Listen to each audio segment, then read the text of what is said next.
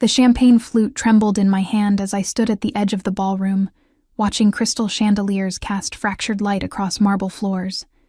Everything here cost more than I'd earn in a lifetime.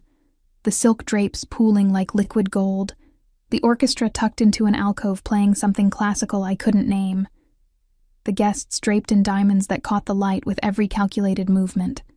I didn't belong here. My reflection in the towering windows confirmed it. A waitress in a borrowed black dress, hair pulled back too severely, lipstick already fading from nervous biting. I'd been serving champagne at the Regent Hotel for 6 months, invisible to people like these. That's what poverty does. It makes you a ghost, moving through spaces you're never truly meant to occupy. The tray grew heavier in my aching arms. My feet screamed inside cheap heels 2 sizes too small, borrowed from my roommate who'd promised this catering gig would pay double. I needed double. I needed triple. The eviction notice taped to my apartment door gave me 2 weeks, and my mother's medical bills kept piling up in envelopes I couldn't bear to open. More champagne. A woman dripping in emeralds snapped her fingers without looking at me. I moved forward, becoming shadow again, refilling her glass while she continued her conversation as if I didn't exist. The bubbles rose and popped, and I caught the scent. Expensive. Imported. Probably worth more per bottle than my monthly rent. That's when I felt it. The shift in the room's atmosphere, subtle as a drop in temperature. Conversations didn't stop exactly, but they softened. Heads turned toward the entrance with a mixture of curiosity and something else. Wariness, maybe. Or respect, born from fear. I glanced up despite myself. He stood in the doorway flanked by 2 men in dark suits who scanned the room with the mechanical precision of security cameras. But I barely registered them. My eyes locked on the man between them, and something in my chest constricted. He was young, couldn't be more than 30, but carried himself with the authority of someone who'd never been told no. Tailored black suit that probably cost more than my car, if I'd owned a car. Dark hair swept back, sharp jawline, and eyes that... God, even from across the room, those eyes seemed to catalog everything. Every exit, every person, every potential threat. The dangerous kind of handsome, the kind that came with warning labels. He moved into the room like he owned it. Maybe he did. And the crowd parted automatically. No one touched him. No one even came close. His guards maintained a perimeter, hands clasped in front of them, earpieces barely visible. I should have looked away, should have returned to my corner, to my invisibility. Instead, I stood frozen, tray balanced on my hip, watching him navigate the space with predatory grace. He spoke to a silver-haired man who seemed nervous despite his expensive suit, nodded to a woman who blushed and looked away, accepted a handshake that looked more like a business transaction than a greeting. Then his gaze swept the room and landed on me. The impact was physical. Those dark eyes locked onto mine across the expanse of marble and wealth, and for a heartbeat, the noise faded. The orchestra, the conversation, the clinking of crystal, all of it dissolved into the roar of my own pulse. I looked away first, heat flooding my cheeks. Stupid. So stupid to stare at someone like that. Someone so clearly out of my atmosphere. I ducked my head, gripping my tray tighter, and moved toward the kitchen doors. The service corridor was blessedly cool and quiet. I pressed my back against the wall, catching my breath like I'd run a marathon. My hands were shaking. Get it together, Elena, I whispered to myself. He's just a man. A rich, powerful, probably dangerous man. But still just a man. Who was I kidding? I pushed off the wall and returned to my station by the bar, where Antonio, the head server, was arranging fresh trays. You okay? He asked, eyebrow raised. You look like you've seen a ghost.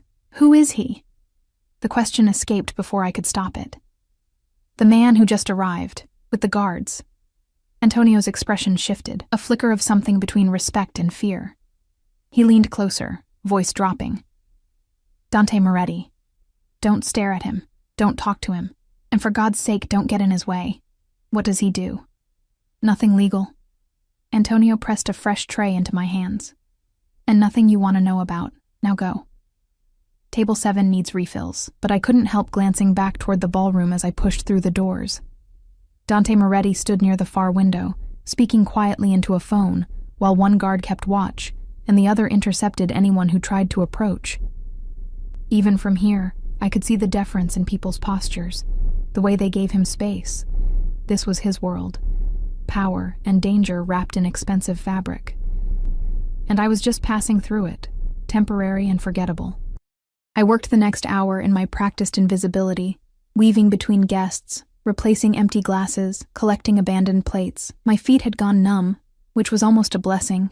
The kitchen staff was already whispering about tips, about which tables were generous and which treated them like furniture. I didn't expect tips. People like these didn't see people like me. "Miss!" The voice came from behind me, low and smooth, with an accent I couldn't quite place. Italian, maybe. I turned, expecting another guest demanding something.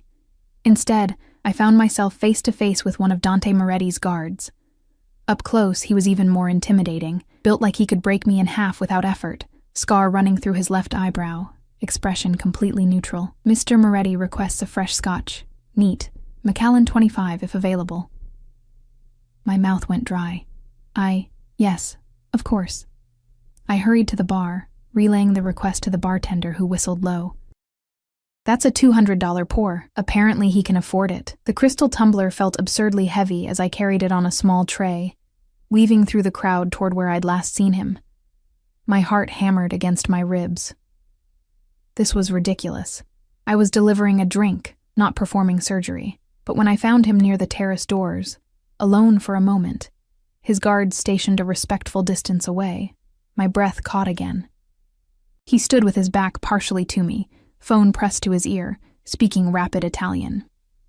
The terrace doors were open, letting in the cool April breeze that carried the scent of night-blooming jasmine. His profile was sharper than I'd realized, all angles and shadows, beautiful in a harsh, unforgiving way. I approached carefully, tray extended. "Your scotch, sir." He ended his call without goodbye, turning to face me fully. Up close, he was devastating. Dark eyes that seemed to see through skin to bone, full lips that had probably never smiled without calculation, and that presence, that overwhelming sense of controlled danger. "Thank you." He took the glass, fingers brushing mine for the briefest second. The contact sent electricity up my arm. I pulled back too quickly, nearly dropping the tray. His lips quirked. Barely. "Careful." "Sorry, I swallowed hard. "Is there anything else you need?" Those eyes studied me with an intensity that made me want to squirm, or run, or maybe step closer. I couldn't tell. "Your name?" It wasn't a question. "Elena." My voice came out smaller than I intended. "Elena Russo." "Elena." He repeated it like he was testing how it felt in his mouth. Then he raised the glass slightly. "This is excellent scotch, Elena." "Thank you." I nodded, unable to form words, and turned to leave. "Elena." I froze, turned back. He was watching me with an expression I couldn't read. "Be careful walking home tonight. This neighborhood isn't as safe as it looks." Before I could respond, one of his guards appeared at his elbow, murmuring something urgent. Dante's expression hardened, all traces of whatever softness I'd imagined vanishing. He nodded once, set down the untouched scotch, and strode toward the exit with his security flanking him. I stood there, tray clutched to my chest, watching him disappear through the grand doors. The rest of the night passed in a blur. I served drinks, cleared plates, smiled until my face hurt. But my mind kept circling back to those few seconds on the terrace. The way he'd said my name, the warning about walking home. Had he been threatening me? Protecting me? Both? By the time the last guest departed and the cleaning crew arrived, it was past midnight. Antonio distributed tips. Mine was pathetically small, barely enough to cover bus fare for the week, and sent us home. The April night had turned cold. I wrapped my thin cardigan tighter as I walked toward the bus stop 6 blocks away, heels clicking against pavement, every shadow suddenly suspicious. Dante's warning echoed in my head. This neighborhood isn't as safe as it looks. I walked faster. The street was empty, lined with expensive cars and darkened storefronts. My breath fogged in the air. The bus stop ahead glowed weakly under a flickering streetlight. Almost there. Then I heard the footsteps behind me. My spine stiffened. I didn't turn around, just walked faster, heart rate spiking. The footsteps matched my pace, getting closer. Panic clawed up my throat. I reached into my purse for my phone, fingers shaking. "Hey, sweetheart." The voice was slurred, aggressive. I glanced back to see two men in wrinkled suits, probably from the party, drunk and looking for entertainment they had no right to. I broke into a run. They laughed, chased. My cheap heels weren't made for running. One caught on a crack in the sidewalk, and I went down hard, knees slamming into concrete. Pain exploded up my legs. My purse spilled across the pavement. Phone, lipstick, the pathetic fold of bills from tonight's tips. Not so fast. Hands grabbed my arms, hauling me up. I screamed, twisting, kicking. One of them laughed, breath reeking of alcohol. The other grabbed my face, fingers digging into my jaw. "Let me go!" I clawed at his wrist. "We just want to have some fun." The headlights appeared suddenly, blinding. A black SUV screeched to a stop 10 feet away, doors flying open before it fully halted. Everything happened fast. Men in dark suits emerged. 4, maybe 5, moving with military precision. One grabbed the man holding me and slammed him against the nearest wall, hard enough that I heard the impact. The other drunk raised his hands, stumbling backward, stammering apologies. Then Dante Moretti stepped out of the SUV. The streetlight caught his face, all sharp shadows and cold fury. He surveyed the scene with those calculating eyes, lingering on my torn stockings, my bleeding knees, the trembling mess I'd become. "Get them out of my sight," he said quietly. His guards dragged the two men toward a different vehicle. One was crying. The other kept trying to explain, words tumbling over each other in desperate justification. Dante ignored them. He walked toward me slowly, hands in his pockets, expression unreadable. I tried to stand, wincing at the pain shooting through my legs. Failed, sat back down on the curb, humiliation burning hotter than fear. He crouched in front of me, close enough that I could smell his cologne, expensive, with notes of cedar and something darker. His eyes scanned my face, my torn dress, my scraped knees. "You're hurt." "I'm fine." A lie. I was shaking so hard my teeth chattered. "You're not fine." He reached out slowly, fingers brushing my chin, tilting my face toward the light. Checking for injuries, I realized. His touch was surprisingly gentle. "Did they—" "No. You stopped them before." I couldn't finish. His jaw tightened. He stood, offering his hand. "Come on." I stared at that outstretched hand like it might burn me. "I can take the bus. The bus doesn't come for another 40 minutes. You're bleeding, in shock, and those men might have friends." His voice left no room for argument.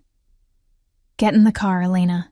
The way he said my name, like he'd been thinking about it since the party, sent a shiver down my spine that had nothing to do with cold.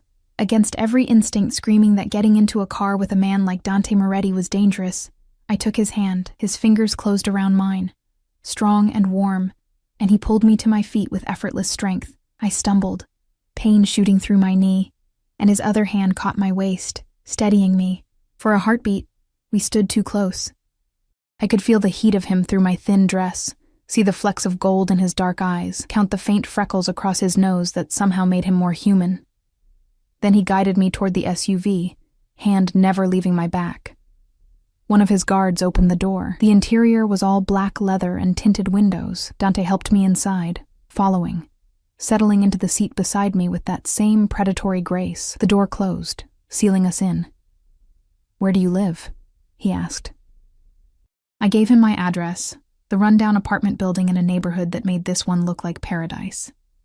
If he judged, it didn't show on his face.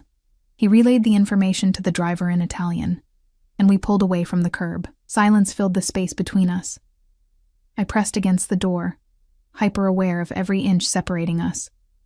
My heart wouldn't stop racing, whether from the attack or his proximity. I couldn't tell anymore. "Thank you," I whispered finally, "for stopping them." He glanced at me, expression inscrutable. "You shouldn't have been walking alone. I can't afford a car." "I know." Something about the way he said it, like he'd already looked into me, already knew things about my life I hadn't told him, made my skin prickle. How? I asked before I could stop myself. The corner of his mouth lifted, not quite a smile. I make it my business to know things. We drove through the city in silence after that, the partition between us and the driver raised. I watched the expensive neighborhoods give way to middle-class areas, then to the struggling blocks where people like me scraped by. My building came into view, crumbling brick, flickering neon sign, bars on the ground floor windows. Shame burned through me. He'd probably never set foot in a place like this. Never had to. The SUV stopped out front. "Thank you for the ride," I said, reaching for the door handle. His hand caught my wrist, gentle but firm. "Wait." I froze. He pulled something from his jacket, a business card, heavy stock, embossed lettering, held it out to me. "If anyone bothers you again, call that number." I took the card with trembling fingers. Just a phone number. No name, no title. "Why are you helping me?" He studied me for a long moment, those dark eyes searching for something in my face. When he spoke, his voice was softer than before, almost dangerous in its gentleness. "Because when I told you to be careful tonight, I meant it." He released my wrist slowly, fingers trailing against my pulse point. "And because I don't like seeing what's mine damaged." The possessiveness in that statement should have terrified me, should have sent me running. Instead, it ignited something low in my stomach that I absolutely could not afford to feel. "I'm not yours," I whispered. His smile was sharp enough to cut. "Not yet." I didn't sleep that night. Every time I closed my eyes, I saw Dante Moretti crouched in front of me on that sidewalk, the streetlight carving shadows across his face.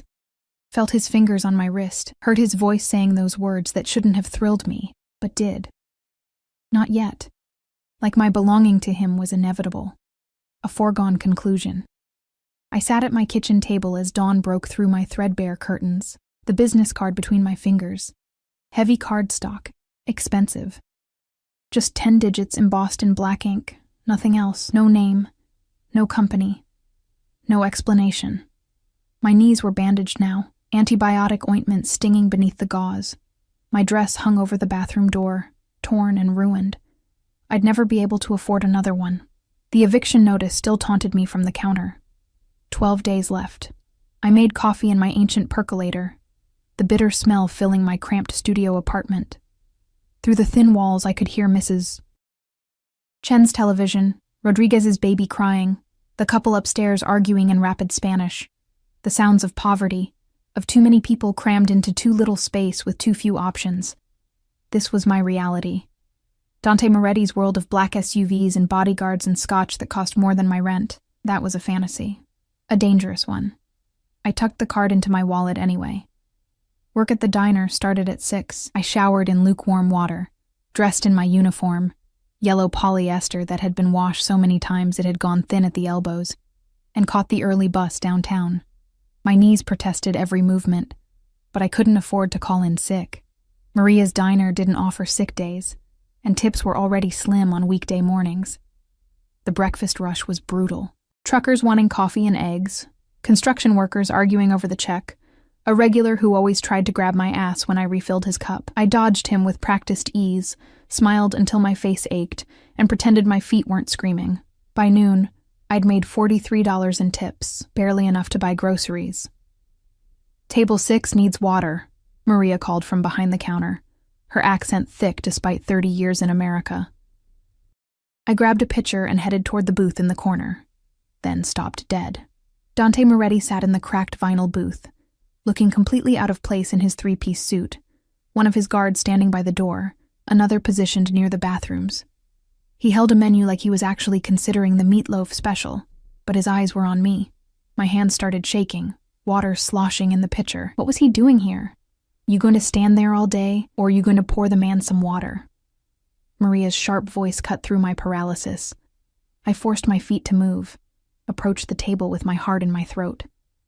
Up close, in the harsh fluorescent lighting of the diner, he was somehow even more devastating than he'd been last night. Dark circles under his eyes suggested he hadn't slept either, but it only made him look more dangerous, more real. "Good morning." My voice came out steadier than I felt. Can I get you something besides water? Coffee. Black. His eyes never left my face. And whatever you recommend for breakfast. The pancakes are good. Hash browns are edible. His mouth quirked. Pancakes, then. I wrote down the order with trembling hands, acutely aware of every customer now staring at us. At him. At his guards who looked like they'd wandered off a movie set. This was a neighborhood diner in a poor part of town. Men in $1,000 suits didn't eat here. I'll have that right out. I turned to leave. Elena. I froze. Turned back slowly. He leaned back in the booth, fingers drumming once on the scarred table. How are your knees? Heat flooded my face. Several customers were definitely listening now, not even pretending otherwise. Fine. Thank you. Good. He paused. You kept the card. It wasn't a question. How did he know? I should get your order in, I managed. His smile was faint, but unmistakable. Of course. I fled to the kitchen, where Maria grabbed my arm immediately. Who is that man? Just someone from the party last night. Just someone? Maria's eyes were sharp. Elena, men like that don't come to places like this for pancakes. Whatever this is, be careful. I nodded, but careful felt impossible when my entire body was humming with awareness. I could feel him watching me through the order window as I moved through my section, refilling coffee, taking orders, wiping down tables. When I brought his pancakes, golden and fluffy, Maria's secret recipe, he was on his phone, speaking quiet Italian. He ended the call as I set the plate down.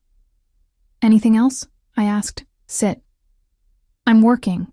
Sit, Elena. Not a request. A command, delivered in that soft voice that somehow demanded obedience. I glanced at Maria, who nodded reluctantly, slid into the booth across from him, hyper-aware of the vinyl's cracks beneath my thighs, the stickiness of the table. How utterly wrong he looked in this place. He cut into the pancakes with surgical precision, took a bite. His eyebrows rose slightly. These are excellent. Maria's been making them for 30 years. You've worked here long? 2 years. It's my second job. He set down his fork. Second? I waitress at the Region on weekends, work here during the week. And I pick up catering gigs when I can. Why was I telling him this? Not that it's any of your business. Everything about you is my business now. The possessiveness in his tone sent a shiver down my spine. You can't just claim people. Can I? He took another bite, chewing slowly, watching me with those calculating eyes. You're in debt. Your mother's medical bills alone exceed $200,000. Your apartment building is being sold, and you have less than 2 weeks to find somewhere else to live. You work 80 hours a week and still can't make ends meet. The blood drained from my face. How do you know that? I told you. I make it my business to know things. I couldn't find words. Invasion of privacy seemed too small. That's stalking. That's due diligence. He pushed the plate aside, leaning forward, voice dropping. I'm going to make you an offer, Elena. I suggest you listen carefully. My heart hammered against my ribs. What kind of offer? Marriage. The word hung between us like a bomb waiting to detonate. I laughed. Couldn't help it. The sound came out high and slightly hysterical. You're insane. I'm practical. He didn't smile. I need a wife. You need money. It's a simple business arrangement. Business arrangement? I repeated, incredulous. Marriage is exactly that. A contract, an exchange of assets and benefits. He pulled an envelope from his jacket, set it on the table between us. Open it. My hand shook as I lifted the flap. Inside was a single piece of paper. A check for $500,000. I stopped breathing. That's just the signing bonus, Dante continued, voice calm as if discussing the weather. The actual contract includes full medical coverage for your mother, a penthouse apartment, a monthly allowance, and complete debt forgiveness. In exchange, you'll be my wife for 1 year, public appearances, family events, playing the role when necessary. After 12 months, we divorce quietly, and you walk away with everything. I stared at the check. at more money than I'd see in 10 lifetimes, at the solution to every problem crushing me. "Why?" I whispered. "Why me?" His expression shifted, something dark flickering behind his eyes. "Because I need someone who won't ask questions. Someone who understands this is business, nothing more. Someone who'll play the part and walk away when it's over. But why marriage? Why not just hire someone?" "My grandfather is dying." The words came out flat, emotionless. "He wants to see me married before he goes. Settled. Safe. He thinks a wife will make me legitimate, keep me out of trouble." His mouth twisted. "He's wrong. But I owe him this." I looked at the check again. $500,000. My mother's surgery. A real apartment. Food that wasn't ramen. A future that didn't involve working myself to death. But marrying a stranger? A dangerous man who'd investigated my entire life without permission? Who looked at me like I was a problem to be solved rather than a person. "I can't," I breathed. "You can't afford not to." He leaned back, adjusting his cufflinks with practiced ease. "I'm not asking you to love me, Elena. I'm not even asking you to like me. I'm offering you a way out of the hole you're drowning in. 1 year of pretending, and you're free. What if I say no?" His smile was sharp. "Then you go back to working yourself to death. Lose your apartment. Watch your mother's condition deteriorate because you can't afford her medication. And hope those men from last night don't have friends who remember your face." The threat was implicit, but clear. He could protect me. Or he could withdraw that protection. That's blackmail. That's reality. He stood, dropping cash on the table. Far too much for pancakes and coffee. "You have 24 hours to decide. My number's on the back of the check." He walked out, his guards falling into step behind him, leaving me sitting in the booth with a check for $500,000 burning a hole in my hand. Maria appeared at my elbow. Dios mío. What was that about? I couldn't answer. Couldn't breathe. Couldn't think past the number on that check and the impossible choice it represented. The rest of my shift passed in a fog. I spilled coffee, forgot orders, moved through the motions like a ghost. When my replacement arrived at 3, I caught the bus home in stunned silence. The apartment felt even smaller than usual.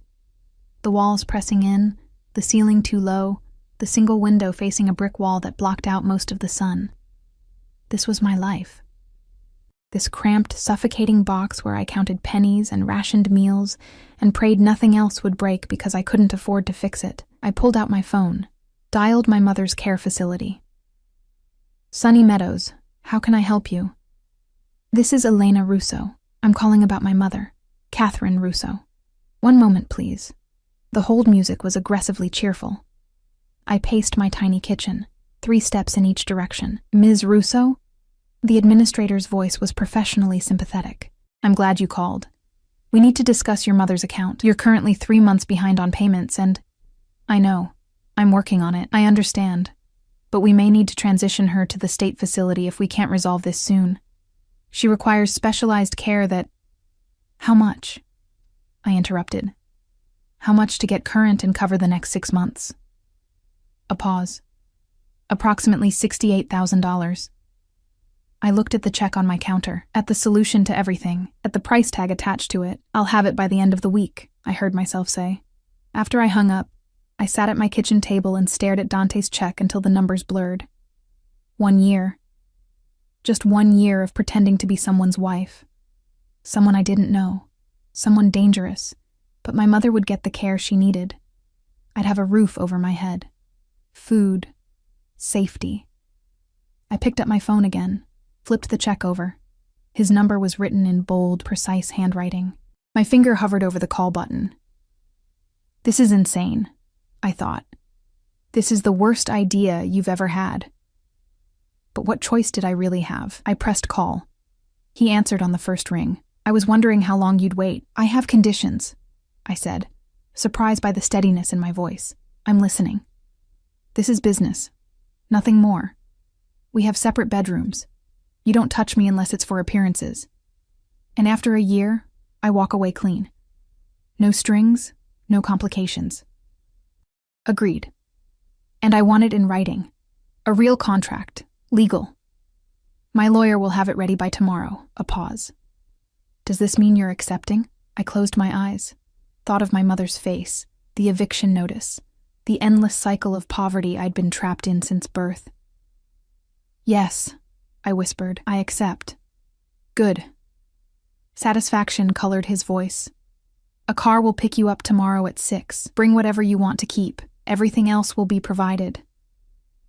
Tomorrow? Panic spiked through me. That's too fast. We don't have time to waste. The wedding is in 3 days. 3 days? My voice came out strangled. You can't plan a wedding in 3 days. I can plan anything in 3 days. His tone was final. 6 o'clock, Elena. Don't be late. He hung up. I sat in my apartment, phone pressed to my ear, listening to dead air and wondering what I'd just agreed to. The check sat on the table, gleaming like a devil's bargain, because that's exactly what it was. I'd just sold myself to Dante Moretti for the price of my mother's life and my own survival.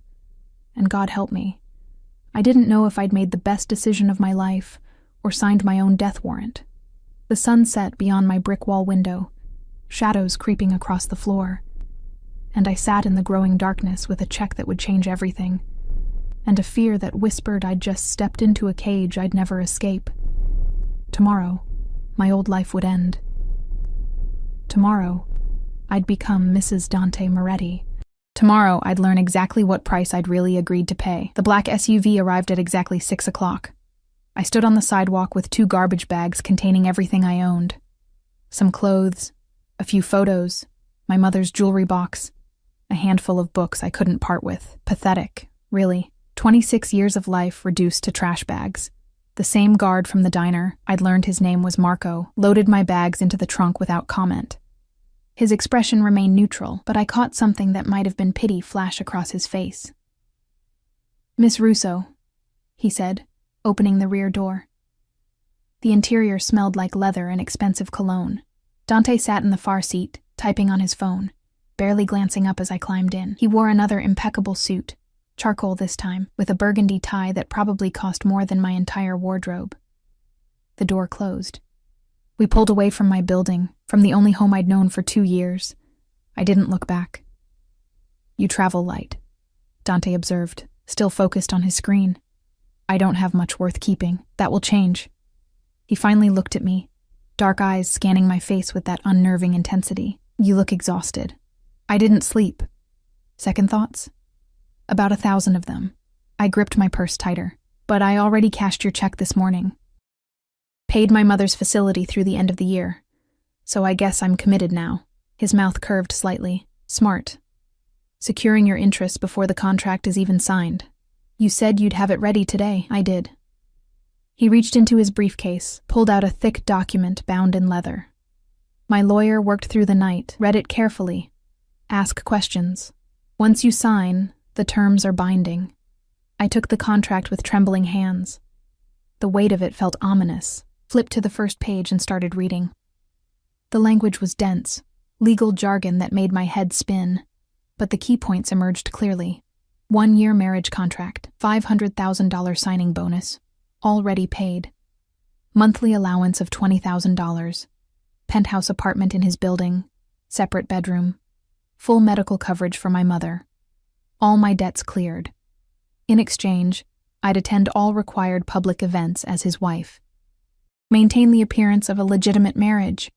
Follow security protocols. Keep the arrangement confidential under penalty of lawsuit. And one clause that made my stomach clench. The wife agrees to cohabitate with the husband and present a united front to family members, particularly during visits with the husband's grandfather, Lorenzo Moretti. What does this mean exactly? I pointed to the clause. Present a united front? It means you smile, hold my hand, and convince my grandfather we're in love. His voice was matter of fact. He's traditional. He won't accept anything less than a real marriage. So I have to lie to a dying man. You're being paid very well to lie. No apology in his tone. Is that a problem? I stared at the contract, at the life raft it represented. No problem. We drove in silence while I read through the remaining pages. Terms of divorce after 1 year. Division of assets. I kept everything he'd given me. Non-disclosure agreements, penalty clauses if I violated the terms. It was airtight, cold, transactional. Exactly what he'd promised. There's nothing here about... I paused, choosing words carefully. Physical expectations, because there are none. He set his phone aside, giving me his full attention. I told you. Separate bedrooms. This is business. I won't touch you unless it's necessary for appearances, holding hands, an arm around your waist at events, nothing more. And you expect me to believe you'll be okay with a celibate marriage for a year? His smile was sharp.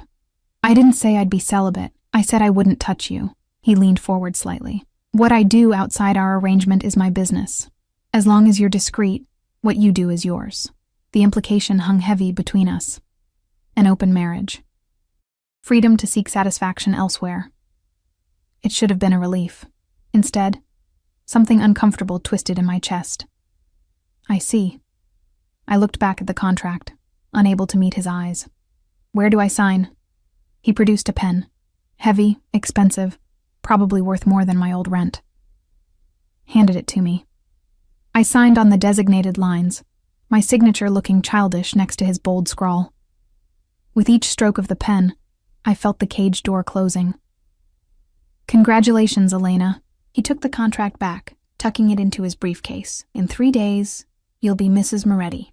The SUV turned into an underground parking garage, descending past numbered levels until we reached what must have been private parking. Only 3 cars here, a sleek sports car that looked like it belonged in a museum, another SUV identical to this one, and a motorcycle that gleamed under the fluorescent lights. This is home, Dante said as we exited the vehicle. A private elevator required a keycard. We rode up in silence, my reflection in the polished doors, showing a pale, terrified woman standing next to a man who looked carved from marble. The elevator opened directly into the penthouse. I stepped out and forgot to breathe. Floor-to-ceiling windows overlooked the city skyline. The space was massive, all clean lines, modern furniture, and art that probably cost more than most people's houses. Kitchen with marble countertops and appliances I'd only seen in magazines. Living area that could fit my old apartment 3 times over. Your room is this way. Dante led me down a hallway, Marco following with my pathetic garbage bags. He opened a door to a bedroom that made me want to cry. King-sized bed with crisp white linens. Ensuite, bathroom with a soaking tub. Walk-in closet currently empty except for my 2 bags looking lost in the corner. The closet will be filled by tomorrow, Dante said. A stylist will come in the morning to take your measurements. You'll need appropriate clothing for the wedding and subsequent events. I can buy my own clothes. The words came out defensive. Not the kind you'll need. His tone wasn't cruel, just factual. The people will be around judge everything. Shoes, jewelry, how your dress fits. I won't have my wife looking. He trailed off. Poor, I finished bitterly. Out of place? I was going to say uncomfortable. He moved toward the door. But yes, in this world, appearance is everything. You need to look like you belong. I'll never belong in your world. He paused in the doorway, looking back at me with an expression I couldn't read. No, you won't, but you'll learn to pretend convincingly. That's all that matters. He left, closing the door behind him. I stood in the center of my golden cage, surrounded by luxury I'd never dreamed of, and felt more trapped than I ever had in my cramped studio. That night, I soaked in the enormous bathtub until my skin pruned, trying to wash away the feeling that I'd made a terrible mistake. The water was hot enough to hurt, but I welcomed the pain. It felt real. Everything else felt like a dream. Or a nightmare. The next morning, I woke to knocking. Stumbled to the door in the silk pajamas I'd found laid out on the bed, another gift I hadn't asked for, and found a woman with severe black hair and measuring tape draped around her neck. Elena Russo? Her accent was French, crisp. I'm Vivian. I'll be dressing you for the wedding and subsequent events. She swept into the room without waiting for invitation, followed by 2 assistants carrying garment bags and boxes. For the next 3 hours, I was measured, dressed, undressed, and dressed again in an endless parade of fabric and style. Vivienne circled me like a predator, adjusting seams, tutting at my posture, making notes in rapid French. You have good bones, she finally declared. The malnutrition has made you too thin, but we can work with it. For the wedding, I'm thinking Valentino. Simple, elegant, white, but not virginal. Mr. Moretti was specific about that. Heat flooded my face. He told you this isn't a real marriage? Mr. Moretti tells me what he needs me to know. She held up a swatch of ivory silk. And I don't ask questions. I suggest you learn the same. By noon, my closet had been transformed. Dresses, suits, shoes, jewelry, everything coordinated, everything perfect, everything designed to turn me into someone I wasn't. I stood in front of the full-length mirror in a fitted black dress Vivienne insisted was essential for dinners, and barely recognized myself. The dress hugged curves I'd forgotten I had. The fabric expensive enough that it felt like butter against my skin. Better, Vivienne said with satisfaction. You'll do. After she left, I explored the penthouse. Dante was gone. Marco mentioned something about business, so I had the space to myself. His bedroom door was closed, and I didn't dare open it, some boundaries I wasn't ready to cross. The kitchen was fully stocked with food I'd only ever seen in cooking shows. I made myself a sandwich, feeling guilty for using the expensive bread, then ate it standing by the windows, watching the city sprawl below. From up here, everything looked small, manageable. The problems that had crushed me felt distant, like they belonged to someone else. Maybe they did now. Maybe Elena Russo, the waitress who worked 2 jobs and couldn't pay her bills, had died the moment I signed that contract. The thought should have been liberating. Instead, it felt like grief. Dante returned that evening while I was curled on the couch, trying to read one of the books from the built-in shelves. I heard the elevator, the quiet conversation with Marco, then his footsteps approaching. He'd loosened his tie, top button undone, looking more human than I'd seen him. Almost vulnerable, if someone like him could be vulnerable. How was your day? He asked, pouring himself scotch from the bar. Surreal. Your stylist is terrifying. Vivienne is the best. He took a sip, studying me. She didn't upset you, did she? No more than this entire situation already has. He moved to the chair across from me, settling into it with that controlled grace. You'll adjust. Will I? I closed the book. Will I adjust to living in a stranger's apartment, pretending to be his wife, lying to everyone about what this really is? You'll adjust because you're smart and adaptable. He swirled the scotch in his glass, and because the alternative is much worse. That's not comforting. I'm not here to comfort you, but something in his expression softened slightly. I'm here to offer you a business arrangement. You accepted. Now we both fulfill our ends of the bargain. And after a year, what happens to me then? You disappear with your money and your freedom. Start over somewhere new. Live the life you've always wanted. He stood, finishing his drink. Isn't that what you signed up for? I signed up for survival. There's a difference. He paused by my chair, looking down at me with those dark, unreadable eyes. In my world, Elena, survival is the only thing that matters. Everything else is luxury. He left me alone with my book and my thoughts. That night, lying in my enormous bed, I heard him moving around in his room. The muffled sound of his voice on the phone, speaking Italian, water running in his bathroom, then silence. I stared at the ceiling, counting the hours until I'd become his wife. 72 hours had become 48, then 24. The wedding day arrived with merciless speed. I woke to Vivienne and her team invading my room at dawn. Hair, makeup, dress. I was transformed piece by piece into someone worthy of standing beside Dante Moretti. The wedding dress was stunning, simple ivory silk that fell like water, elegant without being ostentatious. Beautiful, Vivienne declared, stepping back to admire her work. I looked in the mirror and saw a stranger. Someone polished and perfect and utterly false. The wedding was small, just immediate family, Dante had said. His grandfather Lorenzo, a handful of cousins, his mother, no friends, no one who knew the truth. We married in the penthouse, a judge officiating, afternoon sun streaming through the windows. I spoke my vows in a voice that didn't shake, slipped the ring onto Dante's finger with steady hands, and let him kiss me for the first time. His lips were soft, The kiss chaste and brief, meant for the audience of his family. But even that brief contact sent electricity through me that I absolutely could not afford to feel. When he pulled back, his eyes held mine for a fraction too long. Something flickered there. Surprise, maybe, or recognition of the same unwanted spark. Then it was gone, and he turned to accept congratulations from his grandfather. Lorenzo Moretti was exactly as I'd imagined. Elderly, sharp-eyed despite his illness, watching me with open calculation. When he took my hand, his grip was surprisingly strong. "Welcome to the family, Elena." His English was thickly accented. "My grandson has made a good choice," I smiled, playing the role. "Thank you, I'm honored to be part of it. You'll make him happy, yes? Keep him safe?" The weight of his expectation pressed down on me. This was why Dante needed me, to ease this man's worry, to give him peace before he died.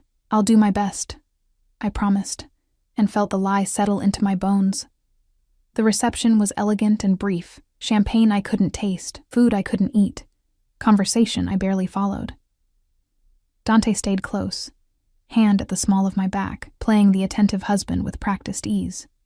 "You're doing well," he murmured during a lull, lips close to my ear. "My mother is convinced we're in love. I'm a good actress when I need to be. I'm counting on it." His hand tightened slightly on my waist, possessive. "We have one more performance tonight. Family dinner at my grandfather's estate, then you're free until the next event." Free, the word tasted bitter. "In my golden cage, better than your old one," he countered. He wasn't wrong. The dinner was endless. Lorenzo's estate was massive, old money dripping from every surface. The dining room table could seat 20, crystal chandeliers overhead, paintings that probably belonged in museums. I sat beside Dante, his wife now legally and publicly, and played my part. Laughed at appropriate moments, answered questions about our courtship, with the story we'd rehearsed, accepted congratulations from cousins whose names I'd already forgotten. Dante's hand found mine under the table, lacing our fingers together. For show, I told myself, just for show. But his thumb traced circles on my palm, and I couldn't tell if he was even aware he was doing it. When we finally left, it was past midnight. I collapsed into the SUV, exhausted in ways I'd never been. "You did well tonight," Dante said as we drove home. Home. When had I started thinking of his penthouse as home? I survived it. That's all that's required. He loosened his tie, looking as tired as I felt. "The hard part is over. From here, it's just maintaining appearances." "Just?" I laughed, brittle. "I just married a man I don't know, lied to his dying grandfather, pretended to be in love for an audience who'll judge my every move. Nothing about this is just anything." He looked at me then, really looked, and for the first time I saw something crack in his controlled facade. "I know this isn't what you wanted, Elena. I know I'm asking you to sacrifice more than money can repay, but I needed this. My grandfather needed this, and you needed survival." I finished quietly. "I know." We rode the rest of the way in silence. Back at the penthouse, I retreated to my room immediately, desperate to shed the dress, the makeup, the performance. But my hands fumbled with the hidden zipper, exhaustion and stress making me clumsy. A knock on my door. "Elena?" I opened it to find Dante still in his tuxedo pants and unbuttoned shirt, looking disheveled and somehow more dangerous for it. "I can't get the zipper," I admitted, too tired for pride. He stepped into my room without asking permission, moving behind me. His fingers found the zipper, sliding it down with agonizing slowness. The silk parted, revealing my bare back, and I felt his breath catch, the air between us charged with something I didn't want to name. "There," he said, voice rougher than usual, but he didn't step back. His hand lingered at the small of my back, skin on skin, burning. I should have moved away, should have thanked him and closed the door. Instead, I turned to face him. We stood too close in my bedroom, his shirt open, my dress falling off my shoulders. The intimacy of it overwhelming despite the business arrangement between us. "Dante, this doesn't change anything," he said quickly. "The contract stands. Separate rooms. No complications." "Right, no complications." but neither of us moved. His eyes dropped to my lips, and I saw the war playing across his face. Want versus control. Desire versus the terms we'd agreed to. Control won. It always would with him. He stepped back, breaking the spell. "Good night, Elena." "Good night." He left, closing the door softly behind him. I stood alone in my wedding dress, half undone, feeling the ghost of his touch on my skin. We'd been married less than 12 hours, and already the lines we'd drawn were blurring. This was supposed to be simple, a business arrangement. 1 year, and done, but nothing about Dante Moretti was simple. And I was beginning to realize I'd underestimated the cost of this bargain. The dress pooled at my feet, silk and lace and lies, and I wondered how I'd survive a year of this without losing myself completely. 3 weeks into the marriage, I learned that Dante Moretti didn't sleep. Or if he did, it was in fragments I never witnessed. I'd wake at 2 a.m. to hear him on the phone in his office, speaking rapid Italian. At dawn, I'd find him in the gym that occupied half of the lower level, pounding a heavy bag with wrapped fists until sweat soaked through his shirt. He was always controlled, always contained, but in those early morning hours, I caught glimpses of something underneath, a restlessness that matched my own. We'd settled into a strange routine. Breakfast together when his schedule allowed, careful conversation about nothing important. He'd leave for meetings I wasn't privy to, guarded by Marco and his team. I'd spend my days in the penthouse, reading, calling my mother's facility, trying to fill the empty hours. At night, we'd have dinner together. Sometimes in comfortable silence, sometimes with halting attempts at getting to know each other that never went deeper than surface details. It was polite, civil, exactly what we'd agreed to, and it was driving me slowly insane. "There's an event tonight," Dante announced over breakfast on a Thursday morning. "Charity gala. We need to make an appearance." I set down my coffee. "How long?" 2 hours, 3 at most." He scrolled through his phone, not looking at me. "Vivian left a dress in your closet. The car leaves at 7. "Okay." He glanced up then, something flickering across his face. "You don't ask questions anymore. Would it matter if I did?" "Probably not." But he set his phone aside, giving me his full attention. "Does that bother you?" I considered lying, decided on truth. "Everything about this bothers me, but I signed a contract. I'll fulfill my end." His jaw tightened. "You don't have to sound like a prisoner, don't I?" The words came out sharper than intended. "I live in a beautiful cage, Dante. The bars are just harder to see." Before he could respond, his phone rang.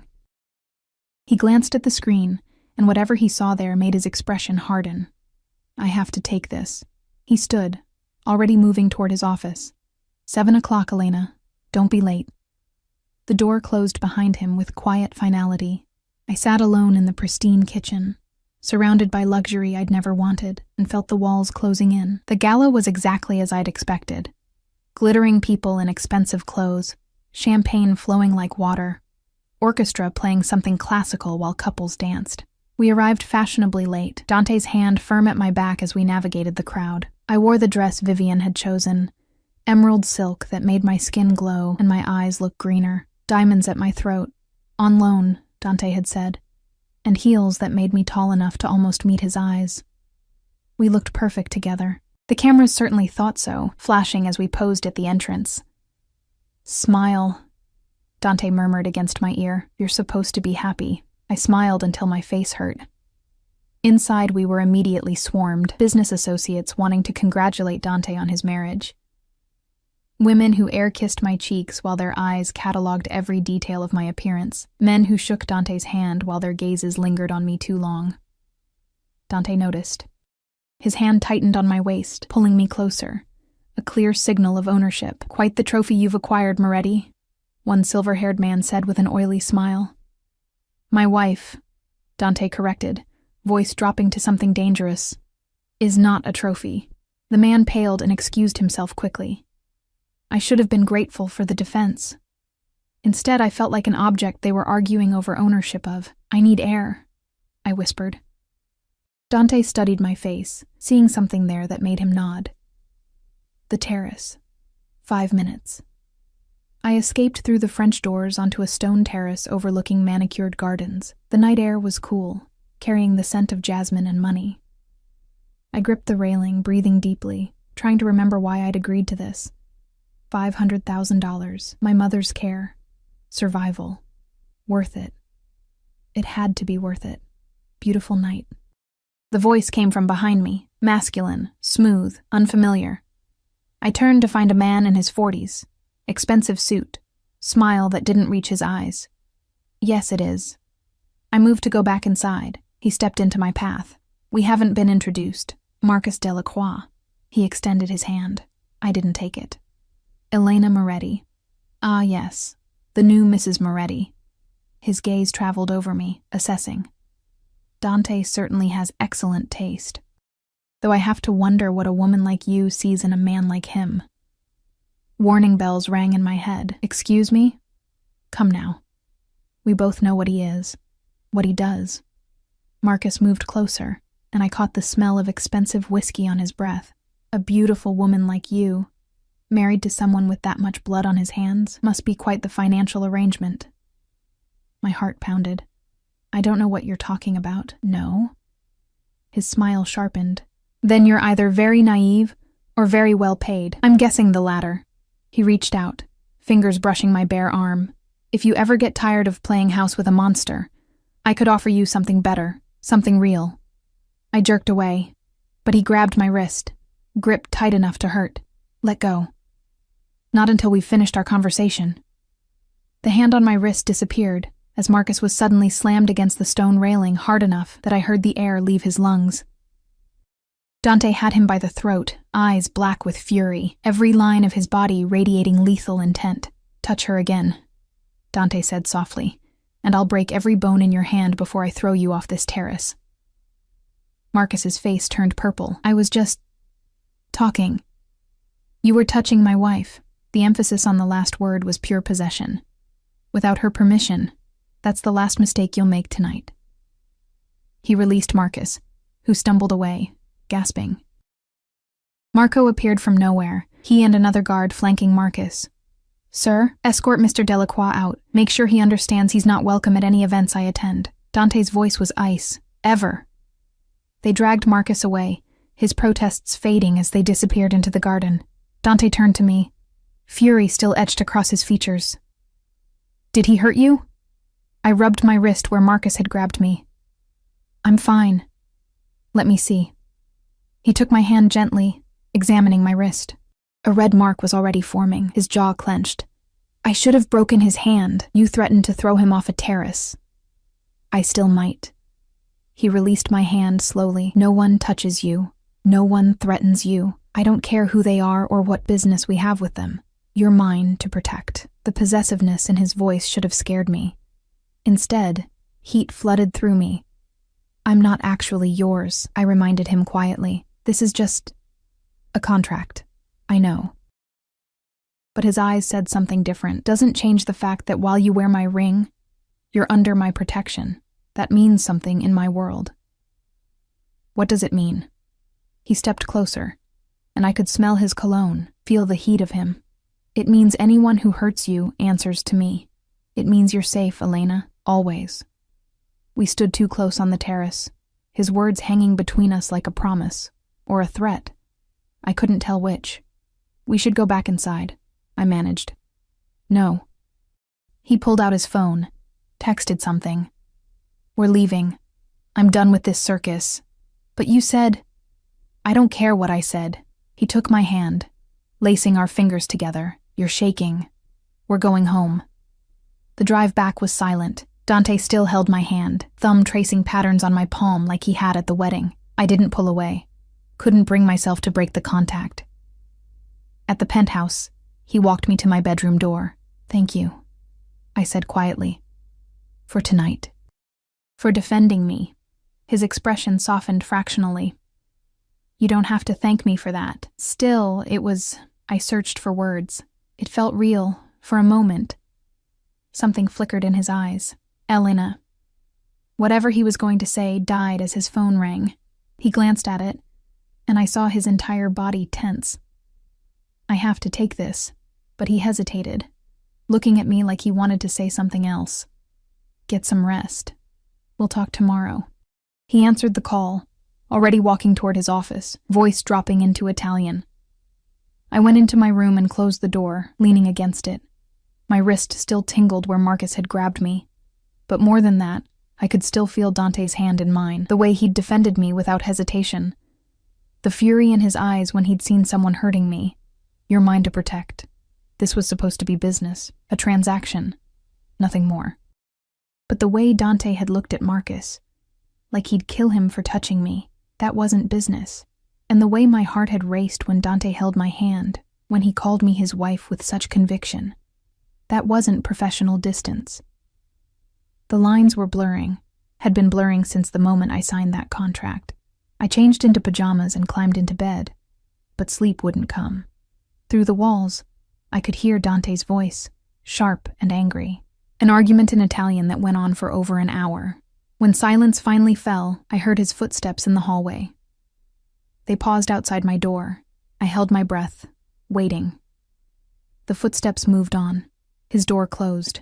I released the breath I'd been holding and stared at the ceiling, counting the days until this arrangement ended.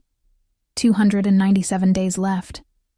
It felt like both forever, and not nearly enough time. The shift happened gradually, then all at once. 2 months into our marriage, Dante started coming home earlier. Started asking about my day like he genuinely cared about the answer. Started leaving his office door open while he worked. A silent invitation I was too afraid to accept. 3 months in, he insisted I join him for breakfast every morning. No phones, no distractions. Just coffee and conversation that had started feeling less like obligation and more like something else. 4 months in, I realized I was in trouble. It was a Thursday evening. Dante had been gone for 3 days on business he wouldn't discuss, protected by Marco and a team of men I'd learned not to ask about. I'd spent those days rattling around the penthouse, hating how empty it felt without him. When the elevator opened and he walked in, exhausted and rumpled in a way I'd never seen, relief flooded through me so intensely it scared me. "You're back," I said from the couch, trying to sound casual. He stopped, taking me in like he'd forgotten what I looked like. "I'm back. There's leftovers in the kitchen. I made pasta. I'd been cooking more lately, needing something to do with my hands. If you're hungry." Something softened in his expression. "You cooked for me?" "I cooked because I was bored. You can have some if you want." But we both knew that was a lie. He disappeared into his room to change.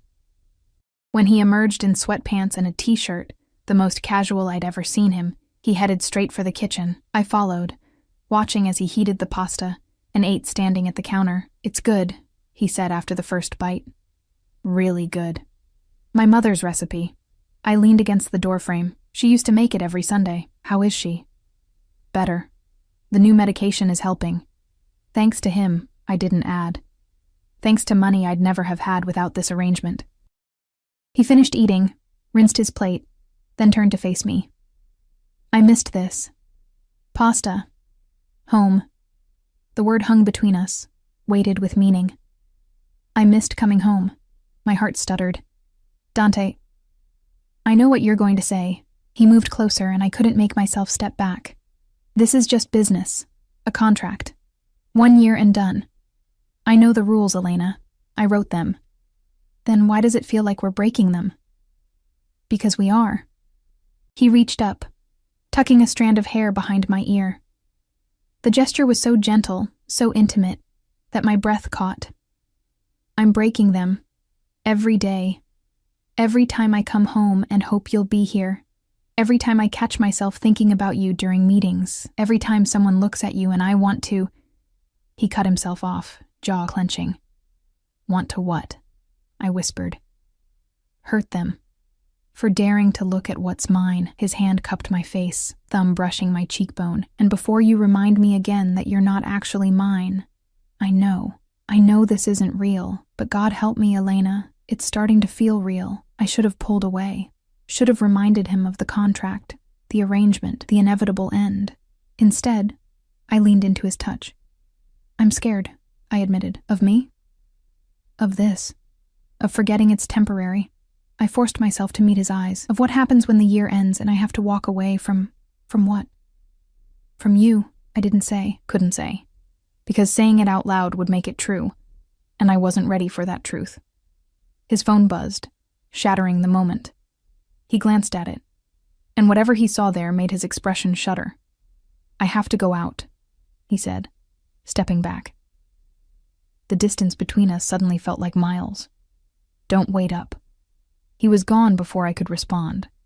Marco and 2 guards materializing from wherever they waited, the elevator doors closing on whatever moment we'd almost had. I stood alone in the kitchen, touching my face where his hand had been, and wondered when I'd stop pretending this was just business.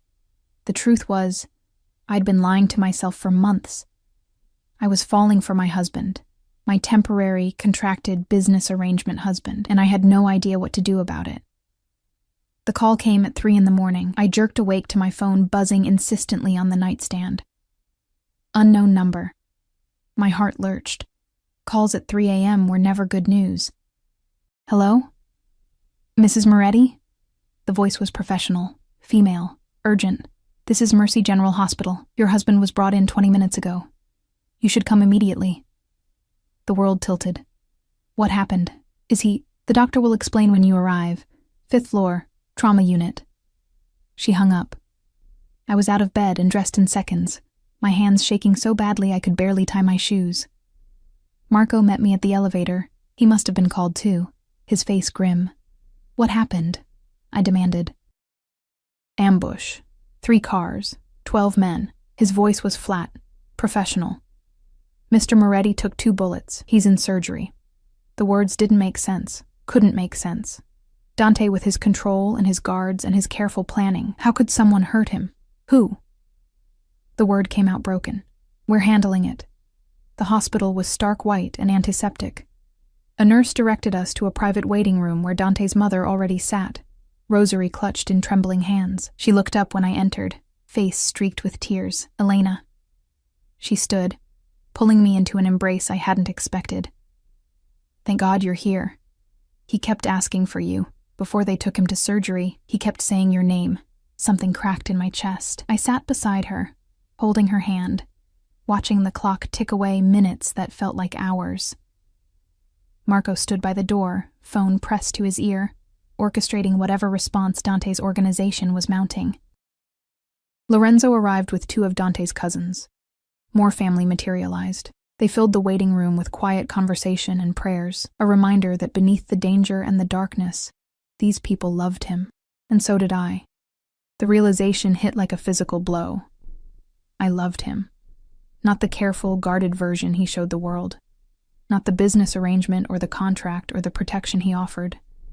I loved the man who came home exhausted and ate my pasta, who defended me without hesitation, who looked at me like I was something precious, even while reminding us both it was temporary.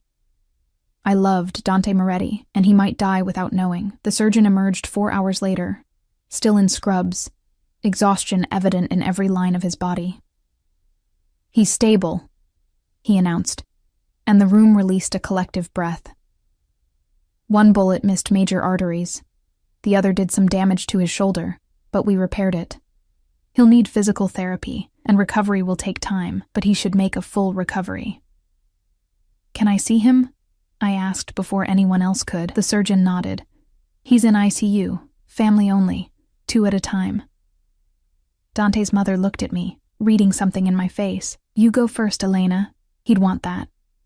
The ICU was quiet, except for the beeping of monitors. A nurse led me to his room, warned me about the tubes and machines, then left me alone with him. He looked smaller in the hospital bed, vulnerable in a way I'd never seen. His chest was bandaged, arms bruised from IVs, face pale beneath his tan, but he was breathing. Alive. I pulled a chair close, taking his hand carefully, mindful of the IV. You idiot, I whispered. You absolute idiot. You're supposed to be untouchable. You're supposed to be safe. His fingers twitched in mine. I know you probably can't hear me, but I need to say this. I pressed my forehead against our joined hands. I love you. I know I'm not supposed to. I know this violates every term of our agreement, but I love you, Dante Moretti. And you better wake up so I can tell you properly, so I can fight about it, so we can figure out what the hell we're going to do about this mess we've made. Elena. His voice was hoarse, barely audible.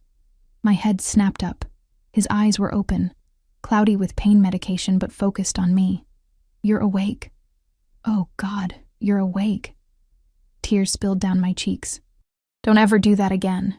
Do you hear me? Don't ever.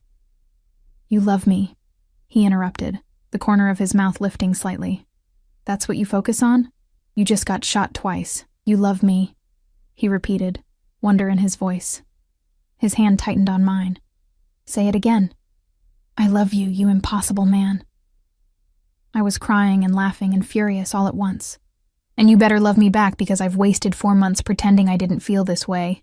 And if this is one-sided, I'm going to— He pulled me down with surprising strength, kissing me through the pain medication and the tears and the machines, not the chaste kiss from our wedding. This was real, desperate, full of everything we'd been holding back. When we broke apart, he pressed his forehead to mine. I fell in love with you the night you spilled champagne on your tray because I made you nervous. Everything since then has been me trying to convince myself it was just business. We're terrible at business then, the worst. He kissed me again, softer this time. The contract. Burn it. I don't care about the money or the apartment or any of it. I just want you. The real you, not the arrangement. Elena. My name was a prayer on his lips. I'm not an easy man to love. My world is dangerous. People will always be trying to hurt me, which means they'll try to hurt you. Are you sure? I've never been more sure of anything. I cupped his face, careful of his injuries. We'll figure it out together. The danger, the complications, all of it. As long as you promise me this is real now. No more contracts, no more pretending, no more pretending, he agreed. Just you and me, for however long you'll have me. That's going to be a very long time. I kissed him again, tasting salt from my tears. You're stuck with me now, Mr. Moretti.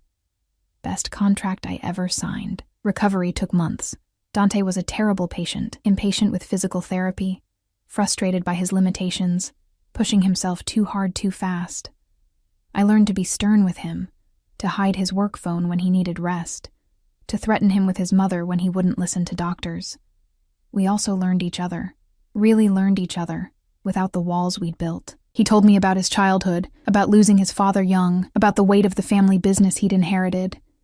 I told him about my mother's illness, about the poverty that had shaped me, about dreams I'd given up before I met him.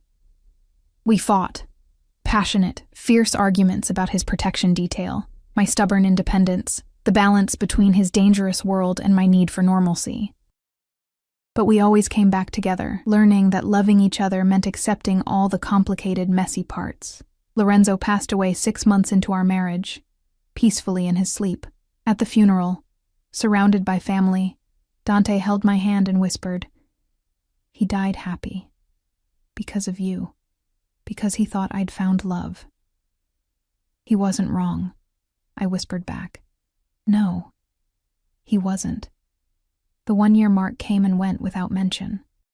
We burned the contract in the fireplace one night, watching the paper curl and blacken, the terms that had brought us together turning to ash.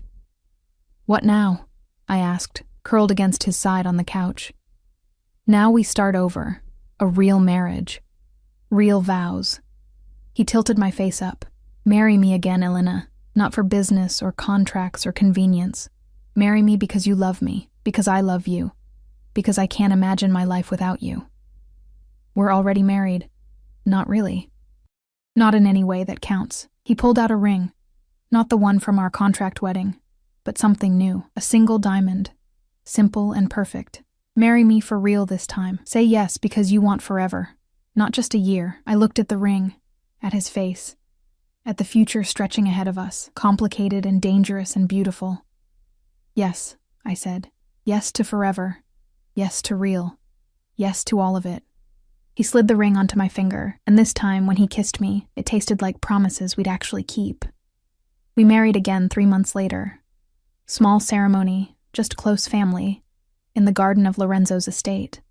I wore white, virginal this time, Vivian had said with a knowing smile. And Dante couldn't stop staring at me like I was something miraculous. When we said our vows, there were no lies, no performance. Just two people who'd found each other in the strangest way possible and decided to choose each other every day after. "I love you," he said when the priest pronounced us married. "My wife, my Elena. Mine. Yours," I agreed. "And you're mine. Forever." "Forever," he promised. And this time we both knew it was real. The contract had brought us together, but love, messy, complicated, impossible love, that's what made us stay. Years later, standing in the same penthouse where our arrangement had begun, I'd sometimes pull out the old contract from the safe where Dante had saved it, a reminder of where we'd started. "Regretting it yet?" he'd ask, wrapping his arms around me from behind. "Never," I'd say, turning in his embrace. "Best business decision I ever made. Worst contract I ever wrote. Best husband I ever had. I'm your only husband. Exactly." And he'd kiss me like he had that first time in the hospital, desperate and real and full of forever. Our story started with a lie, a business arrangement, a contract meant to last 1 year and end cleanly. But some lies become truth, some arrangements become forever. And some contracts lead to the kind of love that rewrites all the rules. We'd found our ending, or rather, our beginning, and it was real. Finally. Wonderfully,